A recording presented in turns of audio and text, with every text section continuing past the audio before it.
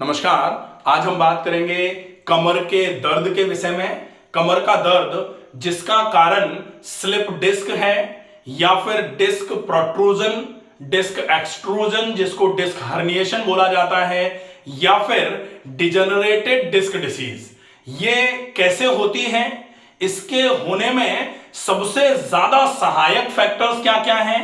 अगर आपने एमआरआई कराई हुई है तो प्लीज वीडियो को पॉज करके अपनी एमआरआई की रिपोर्ट निकाल लीजिए, ताकि आप अच्छे तरीके से सामने एमआरआई को रख के फिर आप देखें कि कहां किस तरीके की प्रॉब्लम हुई है और उस प्रॉब्लम का सॉल्यूशन आप किस तरीके से कर सकते हैं। वीडियो में अंत तक बने रहें ताकि स्लिप डिस्क से रिलेटेड पूरी जानकारी आप अच्छे तरीके से समझ पाएं। अगर आप चैनल पर नए हैं तो प्लीज इस चैनल को सब्सक्राइब जरूर कर लीजिए, ताकि भविष्य में जो भी वीडियोस बनाए जाएंगे उनका नोटिफिकेशन आप तक पहुंचता रहे। स्लिप डिस्क, सामान्य तौर पर यह स्लिप डिस्क जो है, ये डिस्क के स्लिप होने, अपनी जगह से स्लिप होने को कहा जाता है। अब यह डिस्क क्या है? तो intervertebral disc space. Intervertebral disc space किसको बोला जाता है? यह है आपकी रीढ़ की हड्डी। इसमें जो रीढ़ की हड्डियां हैं वो टोटल 26 होती हैं। 7 गर्दन के हिस्से की, 12 थोरेसिक या जिनको डोर्सल बोला जाता है, और 5 जो होती हैं उनको लंबर वर्टिब्रा बोला जाता है, और फिर एक आता है सैक्रम और नीचे होता है कॉकिक्स। टोटल मिला के 26 हड्डियां हैं, और ये 26 हड्डियां एक दूसरे के ऊपर इस तरीके से अलाइंड हैं कि ये एक पूरी कैनाल बनाती हैं, और वो स्पाइनल कैनाल जो है, उस कैनाल में से आपकी स्पाइनल कॉर्ड ऊपर से यहां से गर्दन से होके यहां तक चलती है, और इस स्पाइनल कैनाल में जो स्पाइन आई हुई है, इन दो हड्डियों के बीच में एक गैप होता है। इस तरीके से अगर दो हड्डियां हम देख लें कि ये दो हड्डियां हैं और इन दो हड्डियों के बीच में ये जो गैप है, इस गैप को बोला जाता है इंटरवर्टिब्रल डिस्क स्पेस। तो इंटरवर्टिब्रल डिस्क स्पेस का मतलब क्या है? दो वर्टिब्रास के बीच में जो स्पेस होता है, इसको बोला जाता है इंटरवर्टिब्रल डिस्क स्पेस। अब इंटरवर्टिब्रल डिस्क स्पेस जो है, इसमें डिस्क भरी रहती है। अब यह डिस्क क्या है? सामान्य तौर पर इस डिस्क को बोला जाता है कि दो हड्डियों को आपस में टकराने से रोकने के लिए, और जो टकराने से प्रेशर क्रिएट होगा, उस प्रेशर का जो जर्क है, उस जर्क को टॉलरेट करने के लिए, शॉक को एब्जॉर्ब करने के लिए यह डिस्क बनी हुई है। और इस डिस्क के दोनों तरफ से यहां से नर्व्स निकलती हैं, और ये नर्व्स आपके बॉडी में जहां से निकली हैं वहां से रिलेटेड ऑर्गन्स को सप्लाई करने का काम करती हैं। जब ये जो इंटरवर्टिब्रल डिस्क स्पेस है, ये जब पास पास आता है, जब ये इंटरवर्टिब्रल डिस्क स्पेस रिड्यूस होना चालू हो जाता है, कम होना चालू हो जाता है, तो ऊपर की हड्डी नीचे की हड्डी पर प्रेशर डालना चालू करती है, और इस प्रेशर की वजह से इस डिस्क पर प्रेशर पड़ता है, और ये डिस्क जो है ये बल्ज होना चालू हो जाती है, और इसको बोला जाता है डिस्क बल्ज, या फिर डिस्क स्लिप होती है तब बोला जाता है स्लिप डिस्क। ठीक है। अब ये जो स्लिप डिस्क है, ये 3 टाइप की होती है। इन 3 टाइप्स में किस तरीके से ये डिस्क स्लिप हो रही है, ये हम अच्छे तरीके से समझेंगे, और यहां पर जो डिस्क है वो कहां की तरफ स्लिप हो रही है, ये हम पूरी चीजें अच्छे तरीके से समझेंगे। तो अब हम देखें कि ये जो डिस्क है, ये इस तरीके से आपने एक्सियल व्यू और एक सैजाइटल व्यू अपन बना लेते हैं। सामान्य तौर पर ये जैसे ये है स्पाइन। अब हमने इस स्पाइन को L4 और L5 का ये जो रीजन है, इस रीजन में हमने यहां से इसको ऊपर से हटाया, और ऊपर से अगर ऐसे करके देखेंगे तो ये कैसी दिखेगी? तो डिस्क का जो रीजन है वो कुछ इस तरीके से दिखेगा। ये तो हो जाएगा न्यूक्लियस पल्पोसस, और ये जो होंगी ये होंगी रिंग्स, इनको बोला जाता है एन्युलर फाइब्रोसस। ये जो है इनको बोला जाता है एन्युलर फाइब्रोसस। अब ये एन्युलर फाइब्रोसस जो है ये जो है न्यूक्लियस पल्पोसस, तो न्यूक्लियस पल्पोसस जो है ये यहां पर एक जेली लाइक स्ट्रक्चर भरा हुआ है जिसको न्यूक्लियस पल्पोसस बोला जा रहा है, और ये हैं रिंग्स जिनको बोला जाता है एन्युलर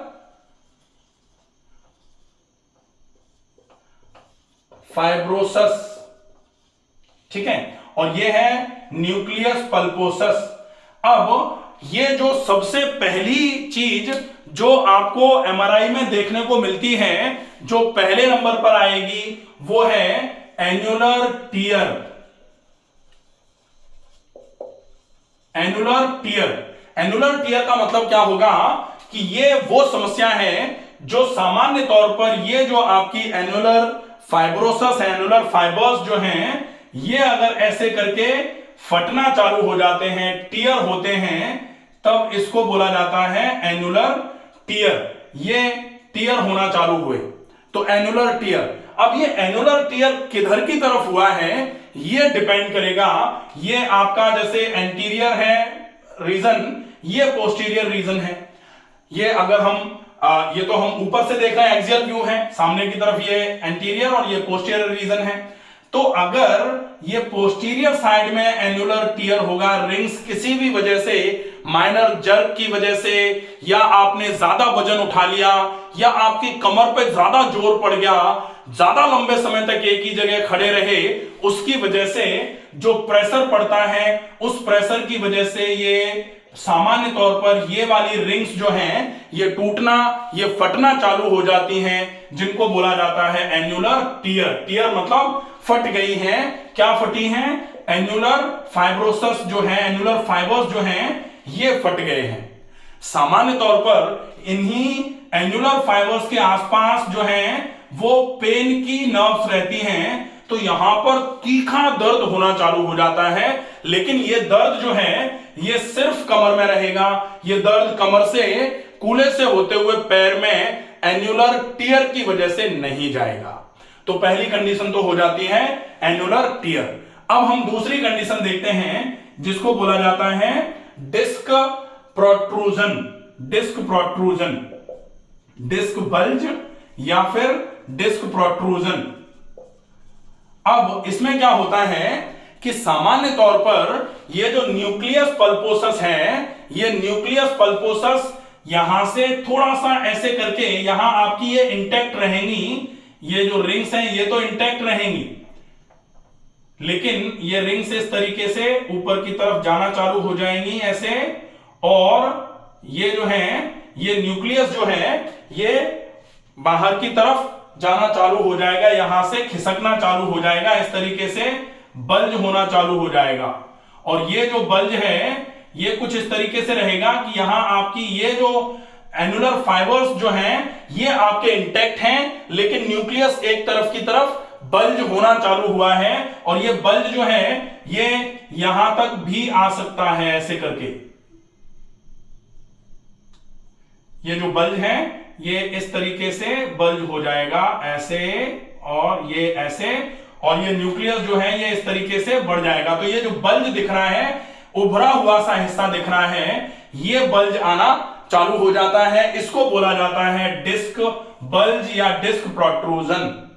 अब तीसरी कंडीशन जो होती है वो होती है डिस्क एक्सट्रूजन। डिस्क एक्सट्रूजन, ये आप अपनी एमआरआई में देख सकते हैं कि डिस्क एक्सट्रूजन का मतलब क्या होगा। यहां पर सामान्य तौर पर कभी कभी ऐसा होता है कि ये जो डिस्क है, न्यूक्लियस पल्पोसस है, ये ऐसे करके निकल करके बाहर की तरफ जाना चालू हो जाएगा, और ये जो यहां आपकी रिंग्स थी, ये रिंग्स धीरे धीरे करके रप्चर होना चालू हो जाती हैं। तो इन रिंग्स के रप्चर होने के साथ में ये जो न्यूक्लियस पल्पोसस है ये धीरे धीरे करके बल्ज होना चालू हो जाएगा। इस कंडीशन को बोला जाएगा कि अगर प्रोट्रूजन था उसमें आपकी जो अंदर की रिंग्स थी वो थोड़ी बहुत कभी कभी रप्चर हो सकती हैं, लेकिन ये बाहर की रिंग्स यहां आपकी इंटैक्ट रहेंगी, लेकिन बल्ज के साथ में इंटैक्ट रहेंगी। यहां जो डिस्क एक्सट्रूजन है इसमें आपकी अंदर की रिंग्स के साथ में बाहर की रिंग्स भी धीरे धीरे करके टियर पे जाना चालू होती हैं, और ये कितना सीवियर है उसके ऊपर डिपेंड करता है कि ये बाहर की जो रिंग्स हैं ये आपकी टियर होंगी कि नहीं होंगी। लेकिन यहां पर आपका न्यूक्लियस पल्पोसस इस तरीके से पूरा एक्सट्रूड होना चालू हो जाएगा, एक्सट्रूजन चालू हो जाएगा। तो न्यूक्लियस पल्पोसस जो है ये इस तरीके से एक्सट्रूड होगा, इसको बोला जाएगा डिस्क एक्सट्रूजन, या फिर इसको डिस्क हर्निएशन के नाम से भी जाना जाता है। हर्निएशन मतलब ये अंदर की चीजें फाड़ करके इसको पूरे के पूरे एनुलर रिंग्स को बाहर की तरफ आने की कोशिश करना चालू कर देंगी, इसको बोला जाएगा आपका डिस्क एक्सट्रूजन। ठीक है, तो ये तीन कंडीशंस होती हैं। अब इन तीनों कंडीशंस में आप ये देखो कि किस तरीके से इन कंडीशंस में आपके पेन होना चालू हो जाता है, या फिर ये जो है ये जो बल्ज हुआ है ये किधर की तरफ होगा, ये आप कैसे डिसाइड करोगे। तो सामान्य तौर पर ये तो होगा आपका एक्सियल व्यू। एक बना लेते हैं सैजाइटल व्यू। तो सैजाइटल व्यू में आप कैसे बनाओ, ये तो एक्सियल हो गया। सैजाइटल में आपने इस तरीके से ये एक आपने L4 बना ली, और ये आपने बना ली L5, L4 और ये L5। ठीक है, अब यहां ये जो है ये आपकी डिस्क है, इसको मान लिया ये है डिस्क। ठीक है, अब इस डिस्क में, ठीक है, ये हो गया आपका सैजाइटल व्यू। जो आप लेटरल व्यू देख रहे हो, आप ऐसे करके खड़े होके इधर से आप देख रहे हो लेटरल। ठीक है, अब आप जब ऐसे करके देखोगे कि इधर की तरफ से ये लेटरल साइड है, इस लेटरल साइड में आप देखोगे तब फिर कैसे किस तरीके से ये दिखेगा। तो सबसे पहले तो होता है पोस्टीरियर बल्ज। अगर ये लेटरल है, इसको अगर हम फ्रंट मान रहे हैं, एंटीरियर मान रहे हैं, ये पोस्टीरियर हो गया। तो अब देखो ये किस तरीके से बल्ज होगा। तो एक तो बल्ज होता है एक्सियल व्यू में हम देखेंगे, जिसको बोला जाता है पोस्टेरोसेंट्रल। तो पोस्टेरोसेंट्रल का मतलब है कि ये बल्ज जो है ये सीधा सीधा इधर की तरफ, पोस्टीरियर साइड है ना, तो यहां सीधा सीधा पोस्टीरियर साइड की तरफ होगा, इसको बोला जाएगा पोस्टेरोसेंट्रल। अगर ये बल्ज कुछ इस तरीके से होना चालू हो जाएगा,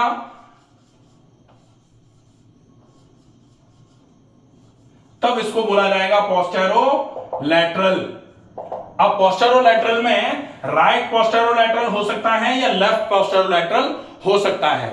इसके अलावा कभी कभी ये बिल्कुल इस तरीके से पैरासेंट्रल होना चालू हो जाएगा। तो ये पैरासेंट्रल होगा, तब इसको बोला जाता है कि ये राइट पैरासेंट्रल या लेफ्ट पैरासेंट्रल पे बल्ज आ रहा है, या फिर फाइबर्स टियर हुए हैं। तो ये तीन कंडीशंस होती हैं, एक तो पोस्टेरोसेंट्रल, एक आपका पोस्टेरोलैटरल और एक पैरासेंट्रल।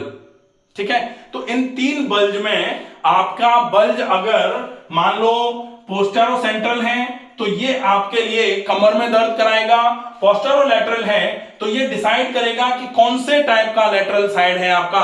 अगर राइट पोस्टेरोलैटरल है तो ये राइट साइड के पैर में ज्यादा पेन कराएगा, लेफ्ट पोस्टेरोलैटरल है तो ये लेफ्ट साइड के पैर में आपके में दर्द कराएगा, पैरासेंट्रल है तो वो उस तरीके से पूरे के पूरे राइट और लेफ्ट पैरासेंट्रल रीजन में पेन कराना चालू करेगा।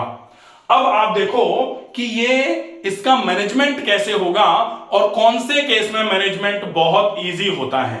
तो सामान्य तौर पर ये जो एनुलर टियर का केस है, इस एनुलर टियर के केस में आपको बहुत कुछ नहीं करने की आवश्यकता होती है।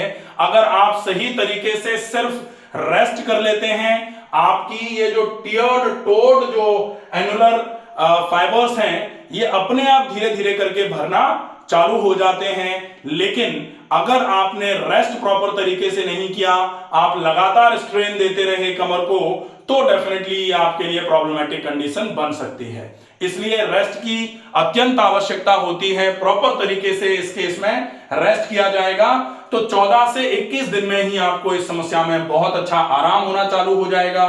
पेन, चूंकि यहां पेन एंड नर्व एंडिंग्स जो है वो पेन की हैं, इसलिए पेन आपको यहां बहुत ज्यादा होगा कमर वाले हिस्से में। अगर बहुत ज्यादा दर्द हो रहा है तो आप एंटी इंफ्लेमेटरी पेन किलर्स का यूज कर सकते हैं। इसमें आपको पेन को बियर करने की आवश्यकता नहीं है। और अगर आप चाहें तो अगर एक्यूट इन्फ्लेमेशन है तो थोड़ा सा ठंडा सेक करके भी इन्फ्लेमेशन को कम कर सकते हैं। और साथ में रेस्ट बहुत ज्यादा करेंगे। अगर आवश्यकता लगे, आपको कहीं जाना आना है, ज्यादा लंबे समय तक खड़े रहना है, तो फिर आपको कंटूर्ड लंबोसैक्रल सपोर्ट का यूज करना पड़ेगा। दूसरे नंबर पर जो होता है डिस्क बल्ज या डिस्क प्रोलैप्स जो है, इसमें आपके आराम होने में थोड़ा टाइम लग जाता है। लगभग 21 से 42 दिन के आसपास का टाइम जो आपका डिस्क बल्ज की प्रॉब्लम है उसमें लगता है। लेकिन अगर डिस्क एक्सट्रूजन हुआ है तो डिस्क एक्सट्रूजन में आपको थोड़ा टाइम भी लगाना पड़ेगा और थोड़ा सिंसियरिटी और ज्यादा रखने की आवश्यकता है, क्योंकि यहां न्यूक्लियस पल्पोसस पूरे तरीके से बल्ज होकर के बाहर आने की स्थिति में है। तो ये नॉर्मल पर आए, इसके लिए आपको पहले बहुत रेस्ट की आवश्यकता है। आपका अलाइनमेंट प्रॉपर रहना चाहिए, आपको बहुत स्ट्रेन नहीं डालना है, और आपको ऐसी कोई एक्सरसाइज, सामान्य तौर पर कमर की एक्सरसाइज में लोग एक्सरसाइज करते हैं और नुकसान उठा जाते हैं, तो आपको कोई ऐसी एक्सरसाइज नहीं करनी है जो कमर पर बहुत ज्यादा जोर डाल दे। ठीक है। इसके बाद अब जो होती है स्थिति वो होती है कि अगर ये आपके स्लिप डिस्क हुआ है, आपका एक बार के लिए ये ठीक हो गया, उसके बाद ये ठीक बना रहे, इसके लिए आपको क्या करना है? इसके लिए सबसे ज्यादा आवश्यक होता है कि आप इंटरवर्टिब्रल मसल्स जो हैं इनको बहुत स्ट्रेंथ मिल जाए, ऐसी एक्सरसाइजेस करना चालू कर दो ताकि ऊपर की हड्डी जो है वो नीचे की हड्डी पर प्रेशर डायरेक्ट ना डाल पाए, वो मसल्स वेट को लेती रहें, तो फिर इंटरवर्टिब्रल डिस्क स्पेस पर बहुत प्रेशर नहीं पड़ेगा। बहुत प्रेशर नहीं पड़ने की वजह से ये डिस्क जो है ये कंप्रोमाइज नहीं होगी, डिस्क स्लिप नहीं होगी। उसके लिए रेगुलर एक्सरसाइजेस की जरूरत है और एक्सरसाइजेस भी स्पेसिफिक होनी चाहिए। एक्सरसाइजेस कौन सी हैं? L4-5 L5 S1 pain exercises by doctor Ramakant Sharma, पूरा का पूरा एक वीडियो है, उसको आप स्पेसिफिकली देखिए, उन एक्सरसाइजेस को समझ लीजिए। और वो एक्सरसाइजेस कब करना चालू करेंगे?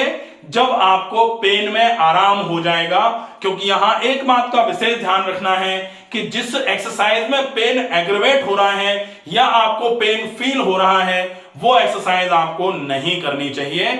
और अगर टीयर का केस है तो पहले प्लीज आप सबसे पहले कुछ समय के लिए रेस्ट करिए।